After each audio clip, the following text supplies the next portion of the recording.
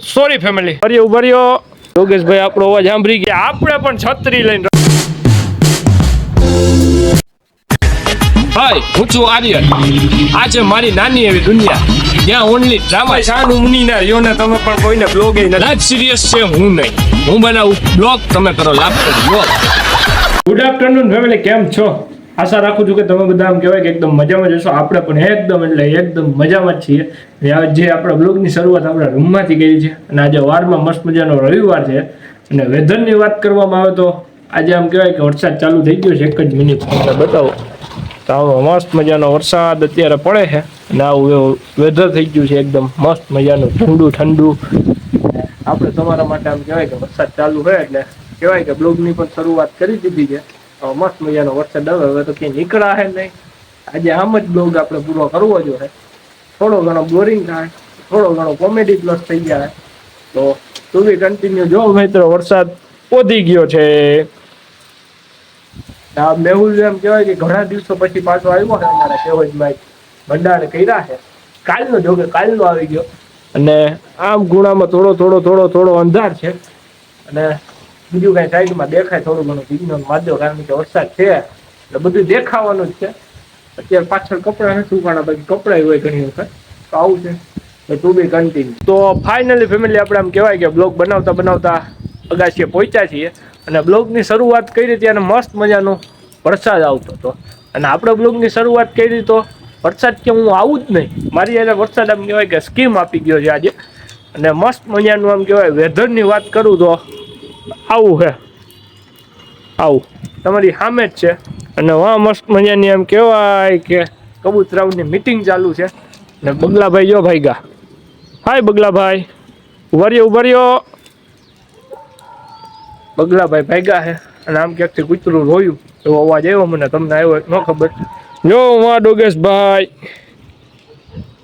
ઓ ડોગેશભાઈ બહાર નીકળો ત્યાંથી બગી પલરી જાઓ પાછા. ડોગેશભાઈ ન્યા ગયા છે અને અહીંયા કોક હતું. એક જ મિનિટ બતાવો. અહીંયા કબૂતરભાઈ છે. પાછી ડોગેશભાઈ આપણો અવાજ સાંભળી ગયા લાગે. ધીરે કરતા આમ કહેવાય કે મીટ માંડે છે બહારની બાજુ. અને મસ્ત મજાનો ફેમિલી તમને એક વસ્તુ બતાવું. કોઈ દાંત ન કાઢતા હો મહેરબાની કરી તો જ બતાવો. તો એ વસ્તુ શું છે ખબર છે? તો મિત્રો અહીંયા છે પીપળો ઉગ્યો.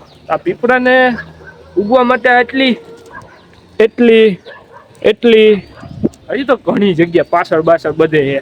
તો ત્યાં કઈ જગ્યા નહીં મળી હોય એ હટોળો અહીંયા ઉગ્યો. આ હુકામે ઉગ્યો નહીં તમારે કમેન્ટ કરવાની છે. મને તો ખ્યાલ છે. જોઈએ કે આપણે કેટલાક આમ કહેવાય કે ભણતા ત્યારે ઓલું ચેપ્ટર આવતું પરિવહન નામનું, એ કેટલાને યાદ છે જરા કમેન્ટ સેક્શનમાં કરી દેજો ને. ઉગવા પાછળ કારણ કોણ જરા કમેન્ટ કરી દેજો. અને હા, એક કમેન્ટ એ પણ કરી દેજો કે તમારા ગામમાં આમ કહેવાય કે વરસાદ છે કે નહીં. અમારે તો છે થોડો રેડા આવે. ટુ બી કન્ટિન્યુ બ્લોગમાં બન્યા રહ્યો છેલ્લે લગન. આજે કોમેડી તો લગભગ નથી થવાની પણ જોઈએ કે શું થાય. ટુ બી કન્ટિન્યુ. તો મિત્રો તમારા બધા માટે આમ કહેવાય કે અત્યારે નેચરલના જે વાઇબ્સ છે, કબૂતર ઉડતા હતા અને 2-3 ઝાડવાના ને એવા બધા આમ કહેવાય કે મસ્ત મજાની થોડી ઘણી ક્લિપો લીધી છે સિનેમેટિક ટાઈપ. આપણે સિનેમેટોગ્રાફર તો નથી પણ આપણે આમ કહેવાય કે ટ્રાય કરી છે. કેવા લાગે તમને મને નીચે કમેન્ટ સેક્શનમાં કહી દેજો. કારણ કે આપણે કારીગર નથી પણ આમ કહેવાય કે છતાંય ટ્રાય કરી છે તમારા બધા માટે કંઈક અલગ બતાવવા માટે. તો તમને સારા લાગે તો મને જરાક નીચે કમેન્ટ સેક્શનમાં કહી દેજો. અને હવે તમે બધા જોઈ લ્યો એ મારા સિનેમેટિક જે મેં લીધા હતા એ મસ્ત મજાના સિનેમેટિક.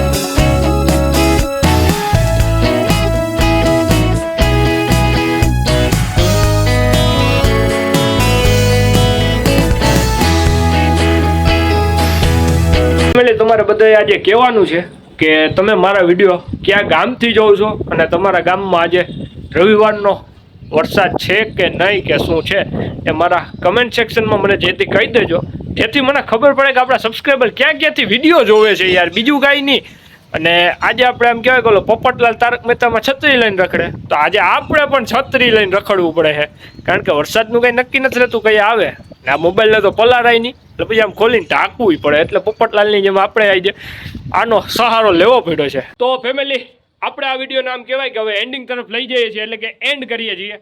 અને હા, મને માફ કરજો આજના બ્લોગ માટે એટલું, કારણ કે આજે કાંઈ એટલું બધું હતું નહીં ખાસ બતાવવા માટે, એટલા માટે. અને હા, આપણા બ્લોગની એન્ડિંગ હવે ક્યારે શાયરી વગર થવાનું નથી, એ તમને છેલ્લા 3 બ્લોગથી ખબર પડી ગઈ છે.